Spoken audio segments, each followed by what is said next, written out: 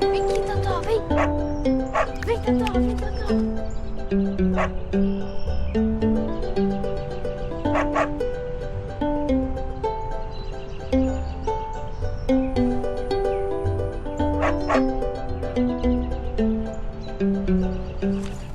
Oi, posso me sentar aqui? Claro, fica à vontade. Bom dia. Qual é seu nome? É Dorothy. Dorothy. Você sempre vem passear com seu cachorrinho?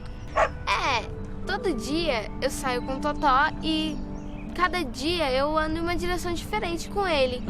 Só que sempre encontro uma praça. Por que será? Por que será?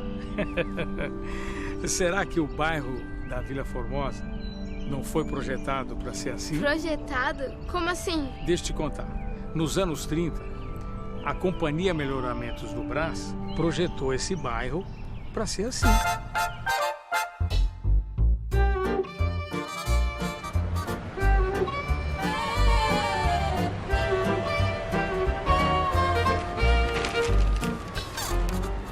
Esse é o Edifício Martinelli, o mais novo, alto e sofisticado prédio de escritórios da América Latina.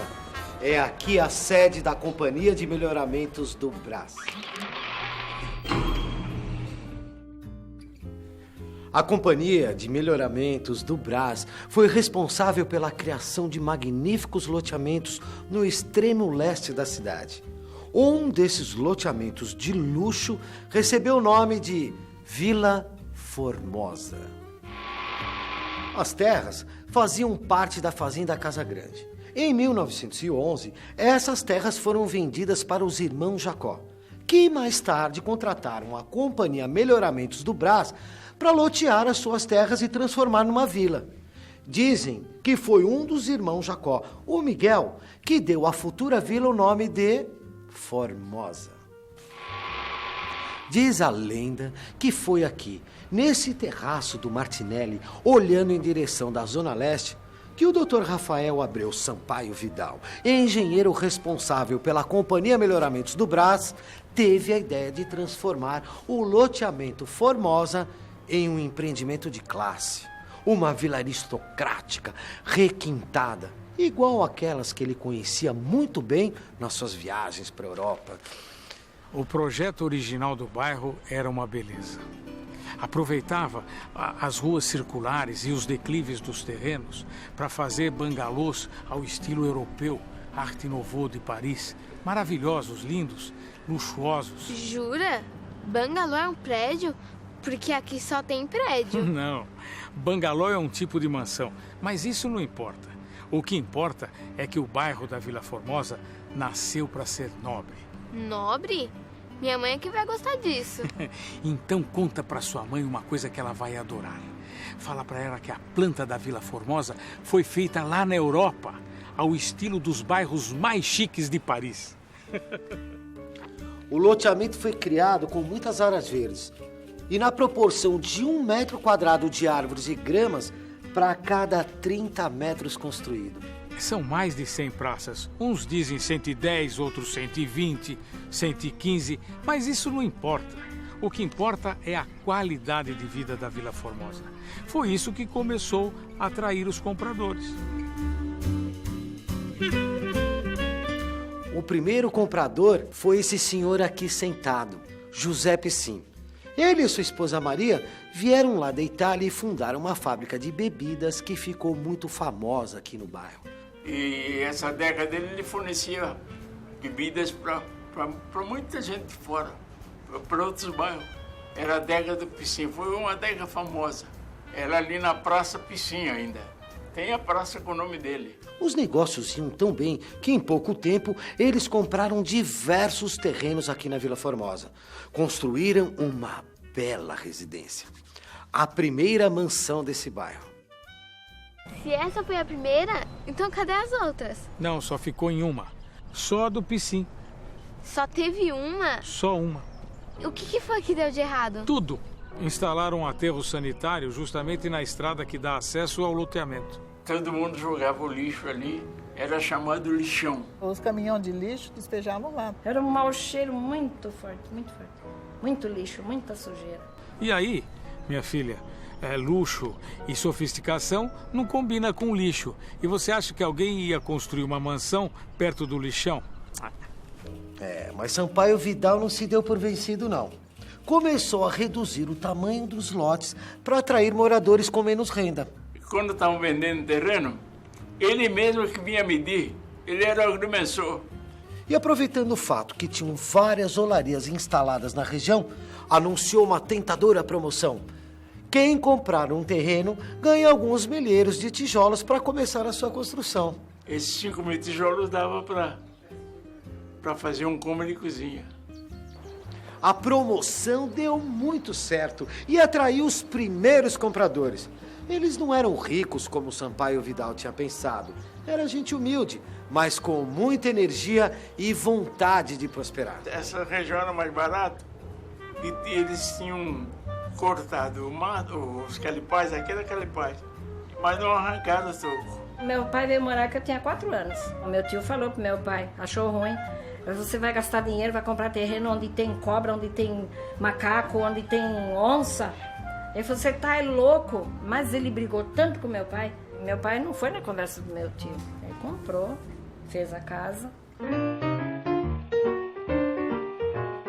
Os lotes mais baratos atraíram também empreendedores que instalaram pequenas fábricas na Vila Formosa, como essa aqui, a Metalúrgica Aroca, a primeira fábrica do bairro. Era uma fábrica de prego, não era fechadura ainda. Aí quando o seu Pila conheceu o seu Aroca, Oswaldo Aroca, aí eles começaram a fazer fechadura. O seu Aroca tinha uma loja de ferragem e devido à procura de fechadura, era pouco, só tinha um fabricante, o Oswaldo Aroca resolveu fabricar a fechadura. E juntando-se a um colega, o alemão, o senhor Piller, montou a fábrica aqui na Vila Formosa, na casa do senhor Piller que começou a firma. Era uma indústria pequena, de porte pequeno, dentro das condições daquela época, fabricava fechadura praticamente manual. Deve ter fechadura funcionando até hoje, daquele tempo, de tão resistente que era a peça. O tempo passou e Aroca sempre se atualizou. E hoje está à altura da Vila Formosa. E como ela, é próspera e moderna. Hoje é tudo modernizado, tudo automático. Eu acho que Aroca foi crescendo junto com o bairro. E aí, tipo, a Vila Formosa virou esse bairro bonito, cheio de praças? Que nada, Dorothy. Para chegar à Vila Formosa no que é hoje, os primeiros moradores tiveram que amassar muito barro, mas muito barro mesmo. Vila Formosa de pé vermelho, porque o bairro aqui, o barro era muito vermelho. Então o pessoal era do pé vermelho. Muita gente até levava o sapato limpo na sacola, chegava antes de tomar a condição, trocava de calçado. Tem que trocar. Deixava às vezes guardado em algum lugar, escondia em algum lugar. Quando voltava, passava lá e pegava. E o pessoal do Belém não gostava. Que ela chegava no Belém, que era um barro vermelho, todo mundo ficava limpando o pé ali no ponto do bonde. O problema do barro da Vila Formosa era o terreno que ficava em cima de uma colina. A planta, em estilo francês, aproveitava essa topografia com ruas cheias de curvas. Elas tinham forma de calhas que levavam as águas das chuvas para o centro das ruas. Um sistema muito bom para ruas com calçamento de pedras. Se os moradores fossem ricos, o calçamento das ruas com paralelepípedos seria feito logo. Mas, como os primeiros moradores não tinham muitos recursos, o calçamento demorou muito a ser colocado. Enquanto isso, quando chovia, as ruas se transformavam em rios de lama. Eu saía de manhã para buscar pão e leite, quantas vezes escorreguei, caí, perdi leite, perdi pão, perdi tudo. Era lama e lisa.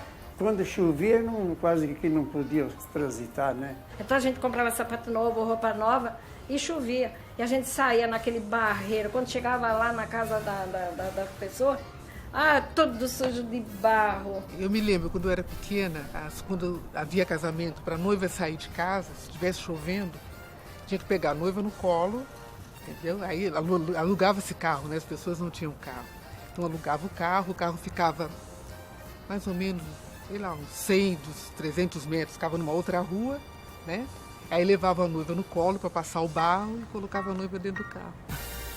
Então, nesse tempo, Vila Formosa era Vila Penosa.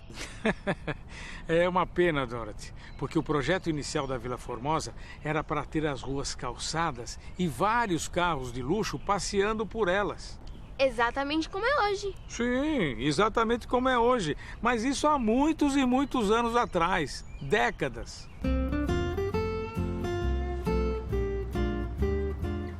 No começo, o único veículo capaz de enfrentar o barro da Vila Formosa era o caminhão conhecido como o Pau de Arara.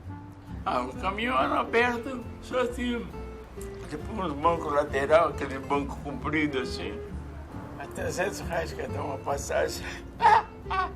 Quando encalhava, o pessoal estava em cima do caminhão, descia para empurrar. A hora que saía, subia no caminhão de novo e ia embora. Mulheres iam sentadas, os homens em pé. Mas às vezes tinha aqueles, né, meio abusados. Então meu irmão falou, você não vai, porque eu vejo o comportamento dos homens no caminhão, você não vai de caminhão. Então eu ia a pé. Para se juntar aos caminhões mais tarde, vieram as jardineiras dos irmãos Garcia. Eles criaram uma linha independente com 2 veículos que eles mesmos dirigiam. Eles trabalhavam durante o dia e o ônibus que encrencava à noite, eles ficavam consertando a noite inteira. Já era difícil se locomover para ir. Aí o pouco que tinha era quebrado, então não tinha nada. O transporte foi sempre um sofrimento para os primeiros moradores da Vila Formosa. O problema só foi amenizado na década de 50, quando a aviação Cometa inaugurou as primeiras linhas regulares de ônibus para o bairro. Nossa, então quem viveu aqui nessa época não deve sentir saudade. Bom, do barro e da falta de transportes, isso ninguém sente falta, isso eu te garanto. Mas dos bailes... Bailes? Que bailes? Bailes com a luz de lampião. Eram lindos bailes. Nem mesmo a Segunda Guerra Mundial diminuiu o entusiasmo dos moradores pela Vila Formosa. Em meio aos toques de recolher e o racionamento de combustível, eles promoviam bailes que reuniam muita gente. No meu tempo de jovem, não tinha um sábado que não tivesse um baile. Os bailes eram feitos como? Nas casas. Punha lampião assim nos cantos da casa, pendurava nas paredes. Como o querosene estava racionado pela guerra, quem ia ao baile levava o seu próprio lampião. Então o lampião do dono da casa ia gastar muito. Então juntava 5, 6 famílias, era bastante gente. Então cada um dava o seu, emprestava o seu. Ficava aquele escurinho. E naquele escurinho que o pessoal dançava. Não tinha luz, né? Mas tinha muito respeito. Dançava, as moças não saíam para fora, só dentro da sala, né? Era respeito. E o lixão continuava lá na frente do bairro? O lixão continuou até o final da década de 40. Isso daí atrapalhou muita gente, né? Passava pela Avenida Regente Feijó, passava ao lado direito do lixão. Depois começou a movimentar, vir mais gente, então foram maneirando aquilo ali, né?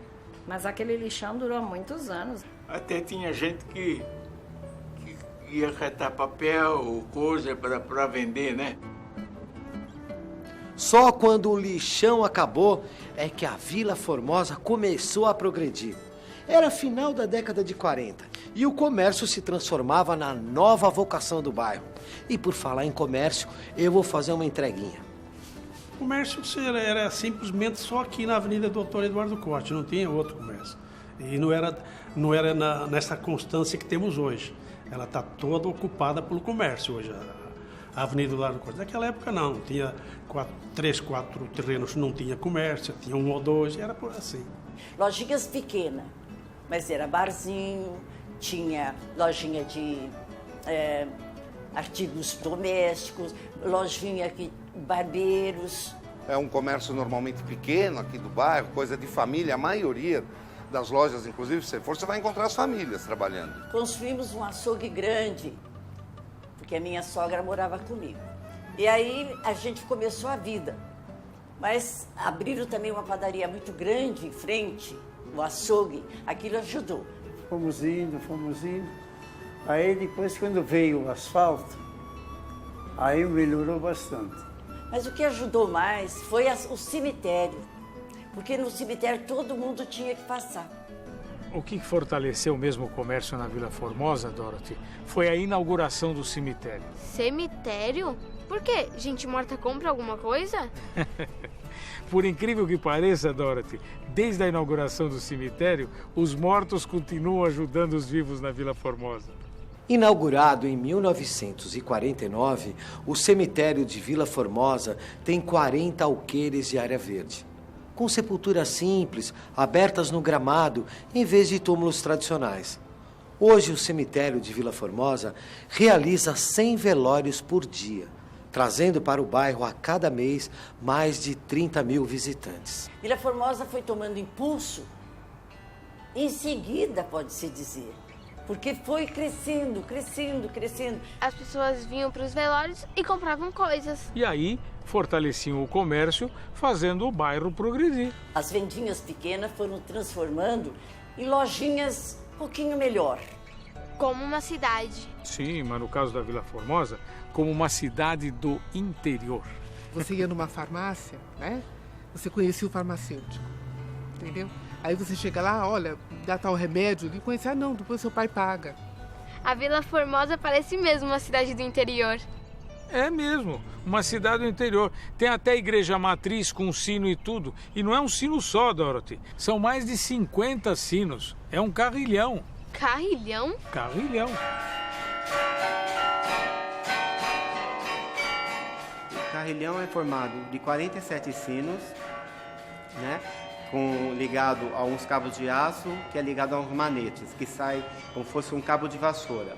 E ele é colocado, saindo do painel, a pessoa vai lá e começa a tocar, a socar eles para poder sair o som. E o som é propagado pelo vento. E quanto mais o vento soprar para um